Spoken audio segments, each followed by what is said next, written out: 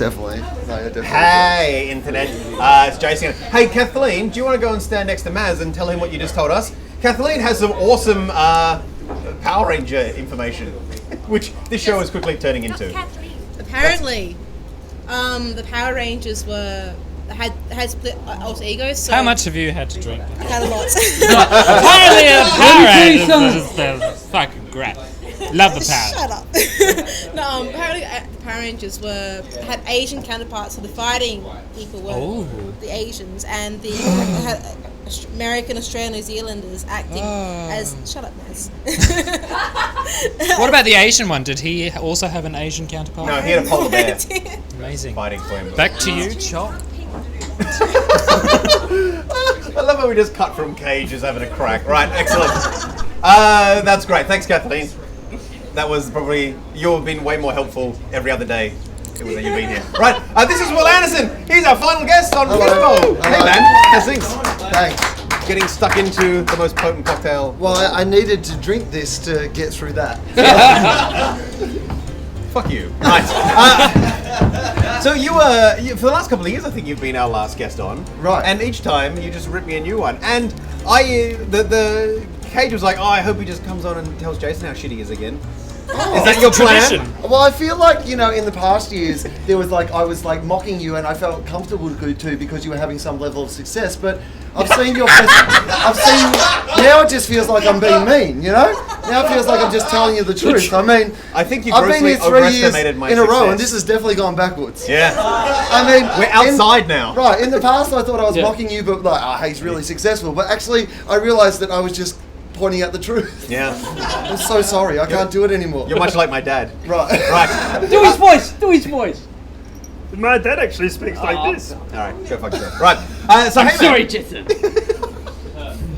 Internet.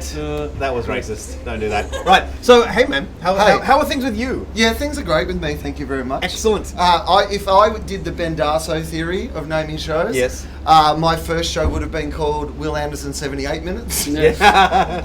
But I did tell them on the first night. I said I'm going to do 60 minutes of quality material, no matter how long it takes us. And, on the first night, that was 78 minutes. Right. It's gone down since then. Are you the last venue in the show in your venue? Oh, I am during the week. Right. On the weekends, Friday and Saturday, which ironically are the shows that sell out the first, of course, because it's Friday and Saturday, are the ones that get the least show. Because on the other nights of the week, there's no show after me, so I can just go as long as I want. But on those nights, I have to be really strict to time. Yeah, so. I've never been the last show in a venue. Does that mean that you can just kind of do what you want? Or...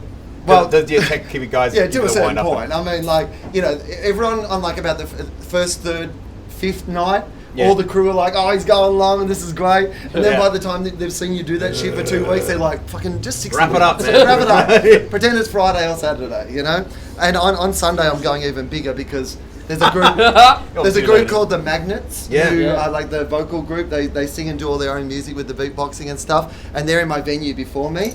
And I always go on stage to Back in Black by AC/DC. It's a tribute to my great friend Dave Grant, who passed away, and that was his music. And I always play it just to kind of remind myself of him. And but they do that in their show.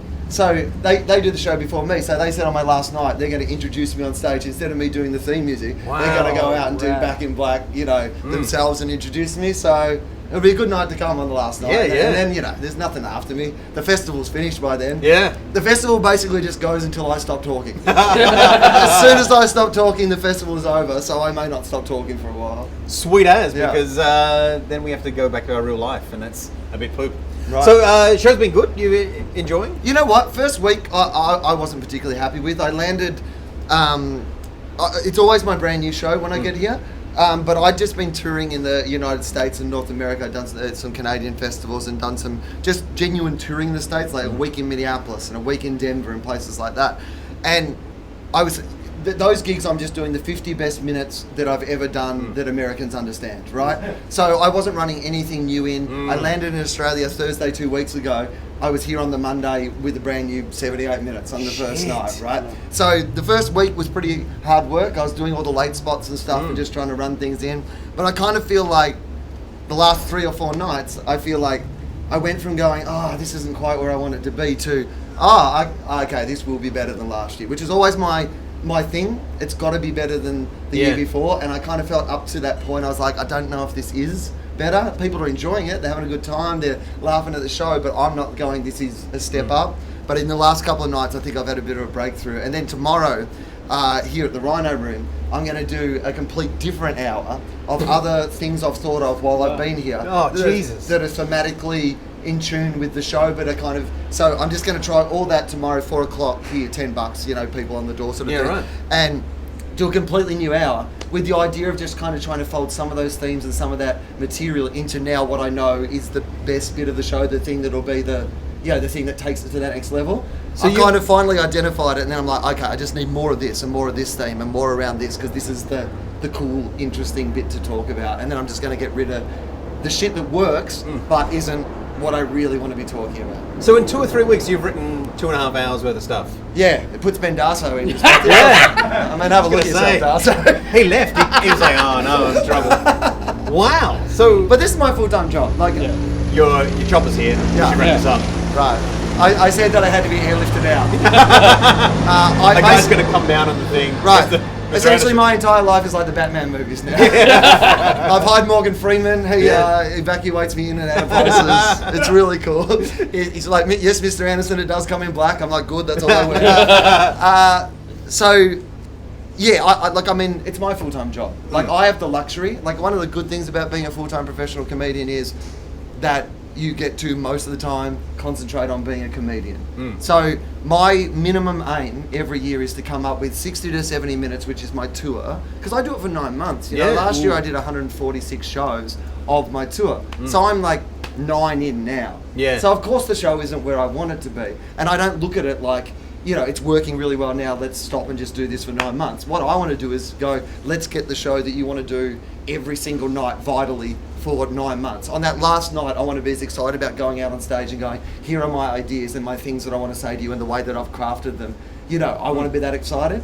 So there's stuff in this show that it's like, it works, but it's not what I don't want to be talking about it in 2 months. In fact, the other night in the show, I have this killer bit about cats and dogs being different. Oh my God. It's revolutionary. It's killer. Like, it comes out of the fact that I've been a cat person all my life. So it comes out of a truth. I'm talking about the fact that I always had 3 cats and I was always like 100% a cat advocate, and I was like cat. And then I got a dog at Christmas, and I've realized what a horrible hypocrite and change of mind I've had. And so it's really about that. But at the basis of it is a cats and dogs are different joke, which is the ultimate comedy cliche, right? It's like when you did Men and Women and you had women, and then suddenly you got a man for Christmas. Right. Right. Totally different. I had an aeroplane, and then someone brought me some food for Christmas, and it was terrible. Terrible food. So it's a cats and dogs a different bit, but it has a unique take into it, and it kills. I mean, it hurts me how much it kills. Do you know what I mean? It's probably it probably kills. It's like it gets an applause break every night. Like I do an impression of it. Like it's horrible. And the other night, after it got an applause break, I literally said to the audience, "I'm replacing that as soon as I have something better," because I couldn't even let that be there. So, it hurts, doesn't it? Yeah. But you say that you're like the good thing about being a full-time comedian, but you're not just a full-time stand-up comedian. You have all these other things you're doing as well, like podcasts and TV stuff and that. So how do you fit all that together? Well, I sometimes I don't. Like, I mean, the reason that I landed here a little where I wouldn't have wanted to be is because the reason I was comfortable with coming here and landing like that was I worked as hard as I could with all the other things I do to make this happen. It just wasn't quite happening how I wanted early on. And that's by my standards anyway, you know what I mean? Yeah, but not Darso's standards. No, no, I had at least a whole extra fucking hour than him. But we have to go and find him later and apologise, all right? I've thrown away more this festival than he has in his show.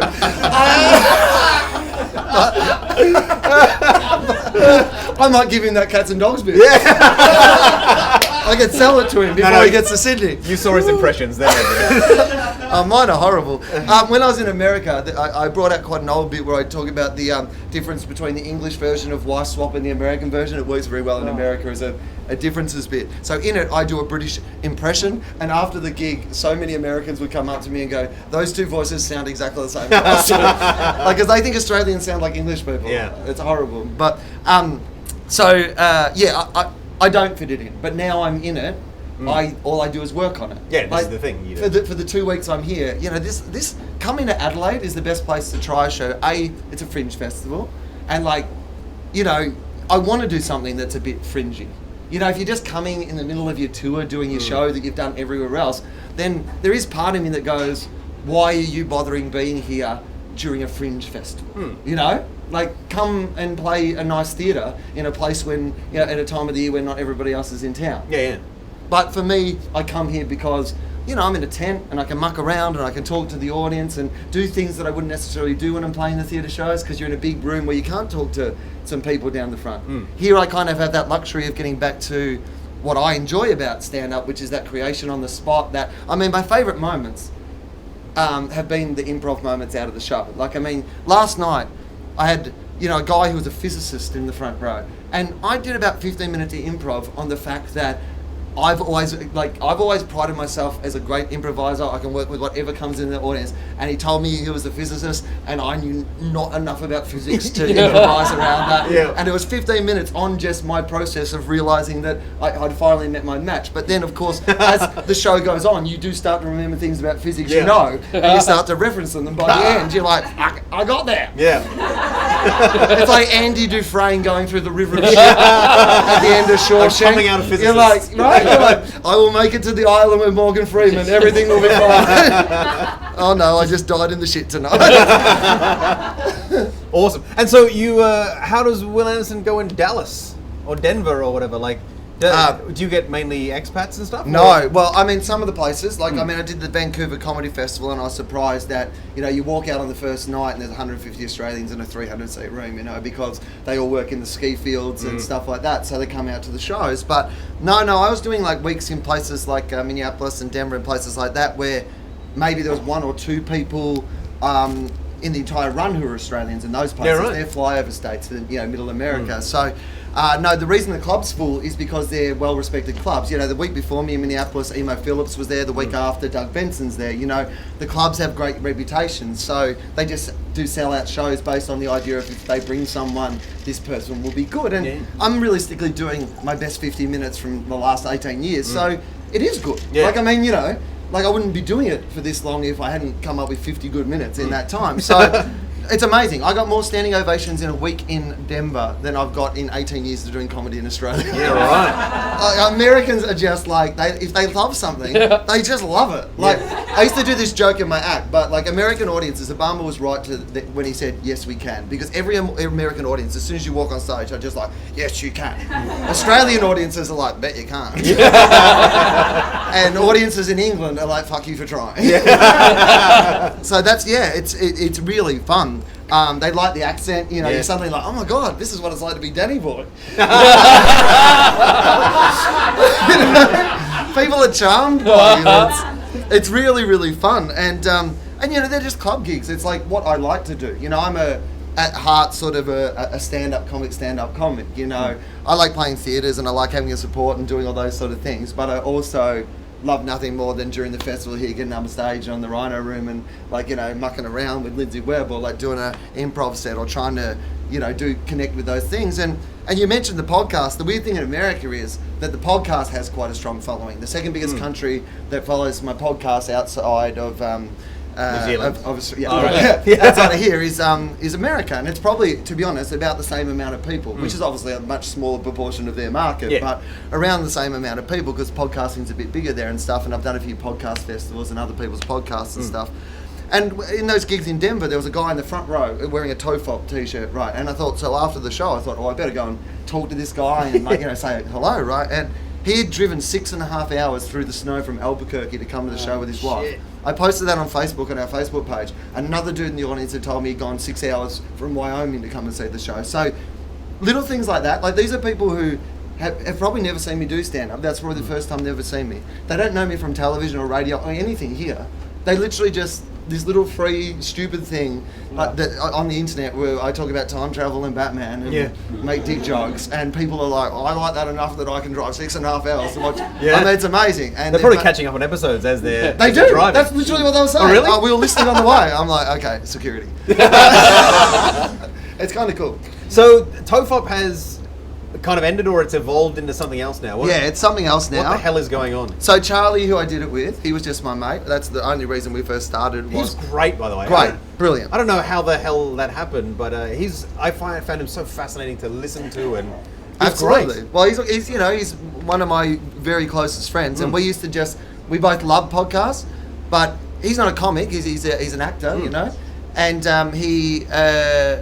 we just like chatting, and I found him I find him fascinating, and the stories. Like, it was amazing when we would do the podcast. He just suddenly tells some story about his past, where I hang out with you all the time, and I've never heard. I have like 8 stories that I repeat every third episode. Yeah. Right. Have I talked about this before? Literally. And the only way I can do that podcast is smoke enough pot that I forget my own stories. And but he just so fascinating. But is he your Carl Pilkington? He's no, because he's smart. I think I'm his Carl Pilkington. Yeah. I think it's the other way around. And he used to like record it and do all that stuff. So, but he is an actor by trade, and he got a job on Home and Away, and the 3-year contract, and the only thing they said he couldn't do was do the podcast. Because they've heard it. Right. Yeah. Well, it's not all. Like, some weeks it would be perfectly fine.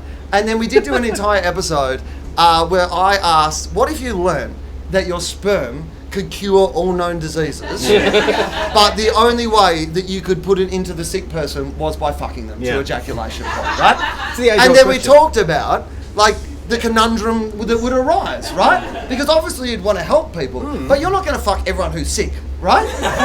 For one thing, your dick would fall off. Right, but also, I know. I think we were immune. Oh, okay. Because it cured ourselves as well. That was fine. Did you mention Alf from Home and Away? Was that the thing that? I think that it was his dick specifically. It was his dick. Yeah, it was Alf's dick. But anyway, it was a conundrum we discussed for an hour about whether you would fuck an old person, or whether you would have sex with a child to save a child's life, and if you're a bad person to have sex, or if you're a bad person not to have sex. And then I realised that's why he can't do the podcast.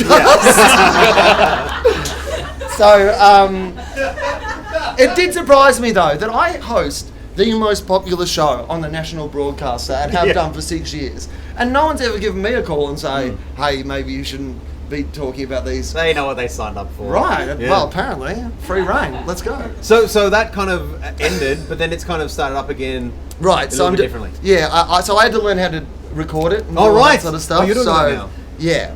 So that's was a challenge for me, because I'm not a person who's very good with technology and those sort of things.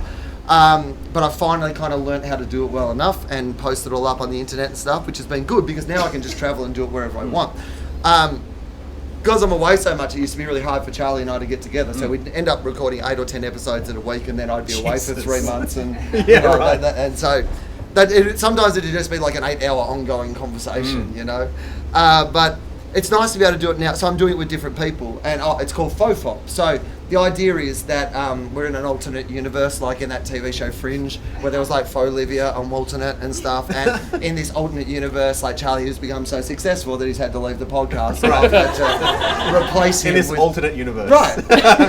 and so it exists, and so it's faux, as in, faux fop, but it's just spelled F-O-F-O-P. Because the old one was called 30 Odd Footer Pod. That's what, it's a play on Russell Crowe's band, 30 Odd Footer Grunts, which he then changed to The Ordinary Fear of God, because he changed band members, but he didn't want to have to change his merch. So it's true. The same. They both say, right? Yeah, right? Wow. I've always been fascinated by that, so I thought we'll call the podcast that.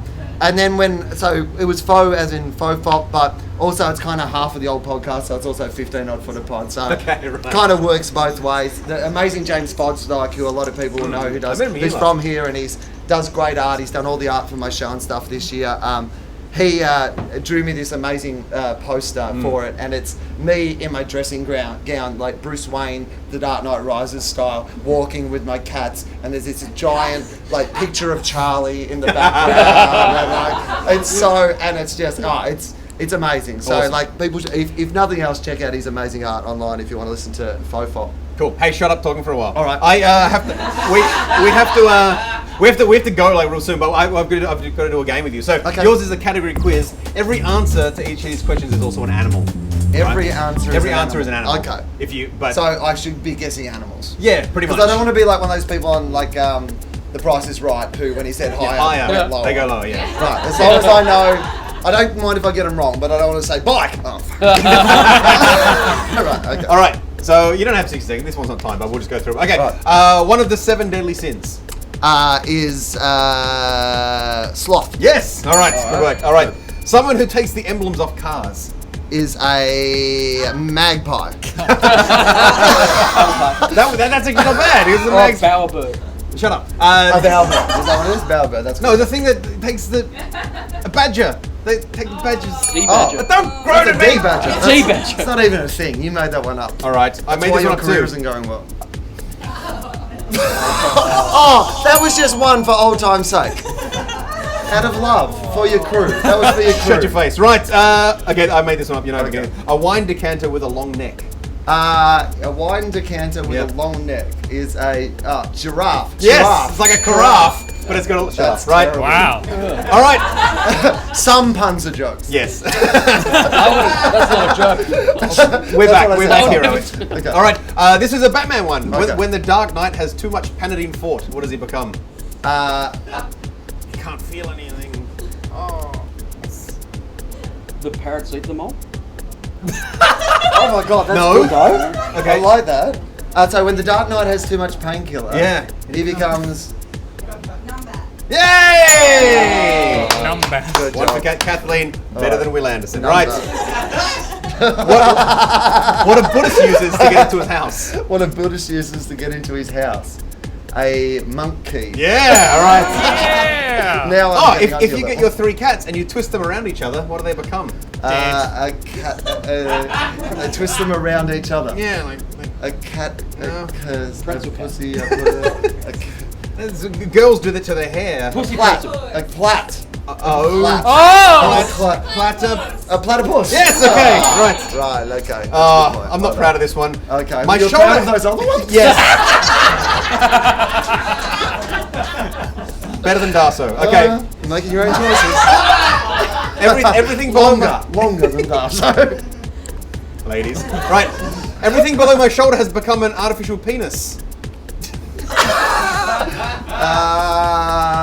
So, what's that? Your armadillo. Yes. All right. You know what? You should be proud. Of Okay, that thank That was a really That was good good. An hippopotamus who is really, really cool. A hippopotamus. Yeah. Okay. All right. What women want when you go to the toilet?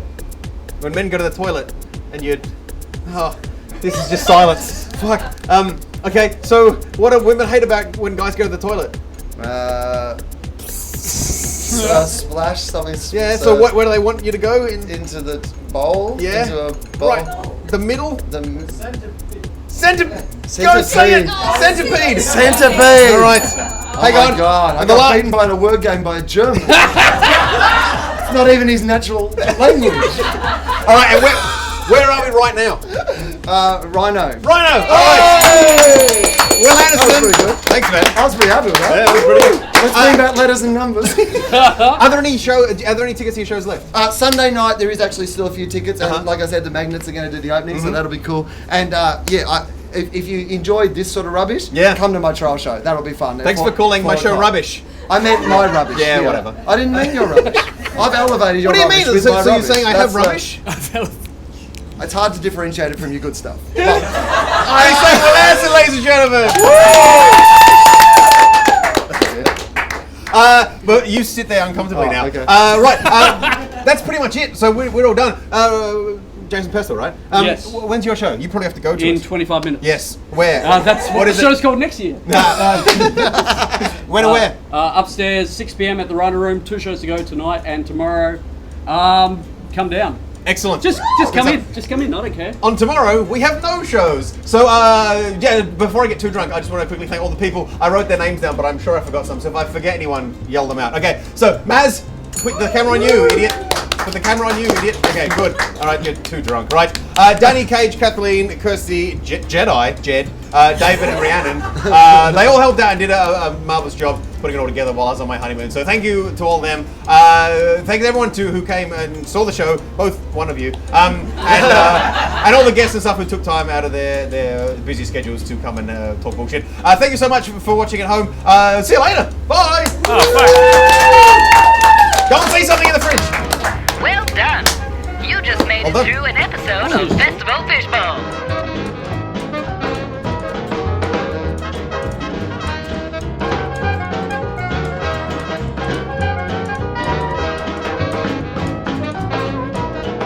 Do you have the internet?